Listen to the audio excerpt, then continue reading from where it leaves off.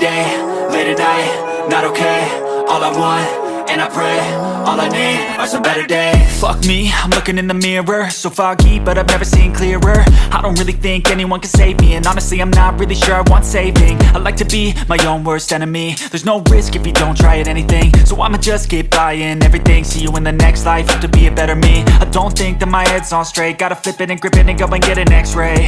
What's wrong with me? I just feel weight pushing on my chest and it squeezes till I suffocate. Better change my mindset, meditate. It's pretty cool that I'm alive and have better days. I could walk, see, hear, I should celebrate. Think I could change my mind, maybe elevate.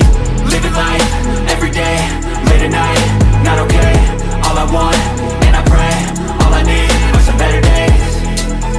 Yeah, all I need are some better days. Cause all I want, and I pray, I believe in the better days. I'm kinda stuck between a rock and a hard place. Do I work hard or live at my pace? You're only young once, yeah that's all great, but I also want a future where I'm okay. Living life is doing lots of cocaine. Wait no, it's living with no shame. Wait no, it's sleeping in on Sundays. I guess it's different for each of us and that's okay.